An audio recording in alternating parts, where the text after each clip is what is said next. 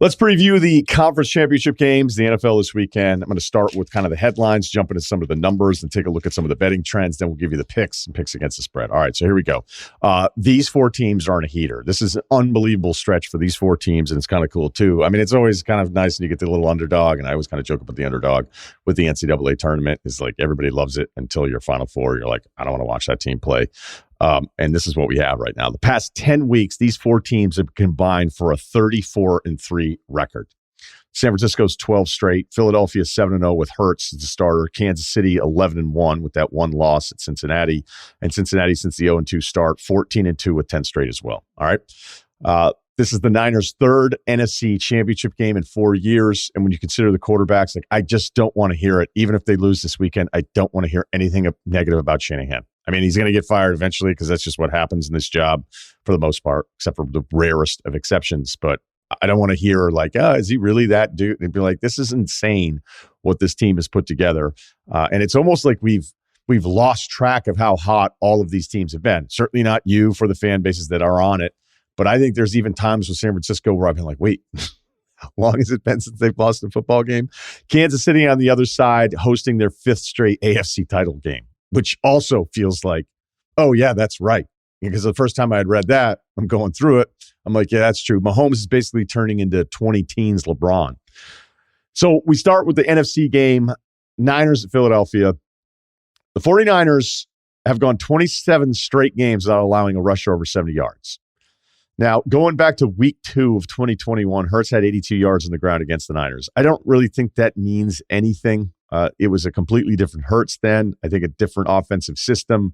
It took me probably a little longer than it should have with Hurts this season, but eventually maybe it was the Titans game where I go, he's just really good. Like there was just way more buy-in. And again, as you know, listen to me long enough, I'm just a little stubborn when it comes to certain things because I think we actually lose our minds quicker with the weight. Like the same thing with Purdy. Like, I don't know. Maybe it all works out. Maybe he's a starter for a bunch of years, but just because they've gone on this run and they're playing a title game again, I'm not going to say, yep, they're good. They've got the guy for the next decade. I'm not sure yet. So when you look at Hurts in his rushing game, last week he had 34 yards on 9 carries. I don't know that he was in a real hurry to run. It also wasn't necessary because the Eagles are just that much better than the Giants. So I'm not sure what to take from that. Again, the week 2, going back 2 seasons doesn't mean much, but this does mean something because the Niners, if you're trying to find some kind of weakness in this defense, they're 19th in the NFL against QB runs. Success rate, by the way, not just yards. The yardage number is a little bit better, but the success rate accounts for some different things.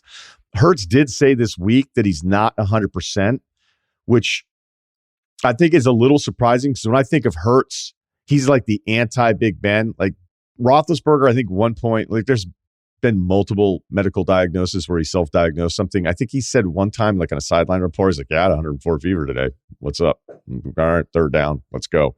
So Hurts doesn't give off any of those Big Ben vibes and exaggerating every fucking injury. But if he's not 100%, does that cancel out some of the issues that we think would be an advantage for Philadelphia? Looking at Philly's defense, we know personnel-wise it's stacked, but a really important part of this is the additions they've had roster-wise to that front. And since week 11, since Linval Joseph entered the fray here, Philadelphia, which statistically at times looked pretty bad on paper against the rush, is top 3 now. So if you look at some of the season overall stuff, and it can all be misleading. If you're looking at weeks 1 through 18 and the averages are going, oh, maybe this team's great. Maybe there's a weakness here. Some of the more recent weighted stuff, especially if there's a personnel change or a team is healthier again, it can mean way more than the overall stats.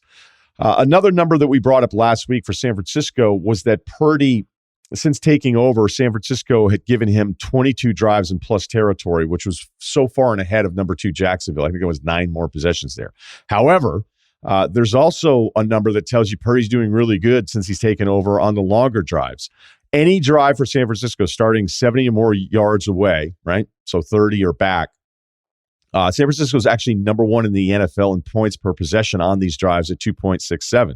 So it's not just Purdy in plus territory. There are games or there are moments in games where I don't think he looks all that great, But at the same time, I think maybe the most important factor is he just doesn't look scared. I think he deals with getting his ass kicked every now and then a little bit better than somebody else with less experience or as limited experience as Purdy has had. Here's a number that kind of cancels itself out again. Shanahan, what do we know about him? He's going to run a lot of pre-snap motion. They run a lot of it, and Purdy's actually number one in yards per attempt of pre-snap motion. But Philadelphia is number one in the NFL on defense against the opposing quarterbacks when it comes to QBR in the pre-snap motion. So, look, it sounds kind of complicated. It sounds kind of cool. That's just something to say. Whatever, throwing it in there. If I'm just looking at like watching the two teams and how they match up from all the games that you watch over the course of the season, the Niners secondary against two really good receivers in A.J. Brown and Devontae Smith and Dallas Goedert, tight end as well. I think that might be the issue. That's kind of where I'm leaning. The overall part of this is Hurts versus Purdy. And I went through the last 10 conference championship games. It was like, how often did the kind of lesser quarterback, like the understood lesser quarterback, beat the established guy? I mean, there's just a lot of stuff, if you go back through it, where I don't know that it tells much of a story. Like, I was trying to find something that was really significant or some kind of trend. You know, if you look at last year's matchup, Stafford was better than Garoppolo. I think we all would have agreed. Burrow, Mahomes. Burrow wins it, but it's not some massive disparity. Mahomes, Allen, Mahomes still better. Brady, Rodgers, Brady better. I can just keep going through it and looking for it. Maybe Goff beating Breeze in 18, but, you know, Hurts isn't Breeze. And is Purdy Goff? I don't know. Like, there really wasn't much there. A Foles-Keenum matchup. Cam that year was better than Carson Palmer. That was like a really incredible year for Cam. That was essentially an outlier in his career. Kaepernick beating Matt Ryan 10 years ago. So I don't know that there's something as similar, especially when you think about how well San Francisco has been doing, where you go, okay, who's Purdy's comp? And is there anything in these last 20 matchups that would match this, where you'd think, hey, and there really didn't. It felt like I wrote it all down, and now I'm making you listen to it. So let's keep moving on. All right, so that's kind of the statistical breakdown of some of that stuff. We go to the AFC Championship game, Cincinnati at KC. Cincy, as we all know, won the last three in this matchup. Jamar Chase, who's my favorite wide receiver in the NFL. You can have everybody else. I know I might be wrong, but I don't care. 24 receptions on 29 targets, 4 touchdowns. 4 touchdowns. That's 417 yards in his last 3 matchups against Kansas City. Now, the bulk of this was the end of the regular season of 21, where he went 11 for 266 and 3 touchdowns. And then when they met in the playoffs not that much later, it was only 6 for 54. But that's still, I know it skews it a bit because of that one game, but he's a problem, all right? And I think even though his numbers weren't eye-catching against Buffalo, you could see that once he was established, Cincinnati was really comfortable with what they were able to do offensively, even if Buffalo was going to adjust to however they wanted to kind of cover him with a second guy. The bigger headline of this entire thing is the Mahomes injury. Full participant at practice on Wednesday and Thursday. So by the time you listen to this, we will not know the Friday practice situation, but it sounds like he's good to go. The Michelle Steele video, ESPN reporter that I retweeted, showed him walking fine. But again, that was an oppressor, so who knows? But then you look back and you're like, okay, does this mean that Mahomes is going to be in the pocket a lot? Well, that's not a problem because he has the number one QBR in the NFL inside of the pocket. When you look at Mahomes against Cincinnati and you think about these 3 losses, what's happening? Well, he has 2 insane games and then 1 bad one. And that was the playoff game where he had the 2 picks, and they were awful. The first pick was and that first one gave Cincinnati great field position, 27-yard touchdown, and the other one's a deep shot in overtime. So there you go. I mean, 2 picks you can't have in that moment. But if you look at Mahomes, he killed it in 2 of the games, so it's not really on him. Although Cincinnati is doing a good job of limiting his yardage in the air, 252 per game. Throwing the football against this defense, and this is somebody who led the NFL in yards per game this season at 309 and was 5th last season at 284. So whatever it is that Cincinnati does against Mahomes, they're able to limit him a little bit more. The problem is, I mean, it's pretty simple here. The defense for Kansas City has allowed 29 points per game against the Chiefs, against the Bengals in this matchup. Another number that I think is very concerning for Chiefs fans, if you look at Cincinnati's defense in the red zone, they're really good. The red zone touchdown percentage, Cincinnati's fifth best. Kansas City's 31st, second worst in the NFL. That's a problem, and I think it feels like the eye test of watching these two teams play defensively. And it's just weird for me in the Chiefs on defense. I like what they did. I like that they wanted to turn it over, bring in younger guys. You'd probably rather be young and inexperienced before you get too old. So it was like they were preparing for this, and some of the personnel I really like, but the numbers just haven't been there for him. And that's been the bigger issue, I think, than anything other than the Mahomes picks in that one game. For the most part, he's done well on the QBR stuff, but they've limited him somewhat. Okay, another thing that I feel like now is completely being overlooked because of Mahomes' ankle injury is the Cincinnati O-line problems. I guess are just done now. We're not going to worry about them. I am guilty of it as well. Could it be fool's gold a bit on this? Against Baltimore, it didn't look that great. Against Buffalo, it was just awesome. Maybe, again, this all kind of speaks to Buffalo and that pass rush that was non-existent post Von Miller.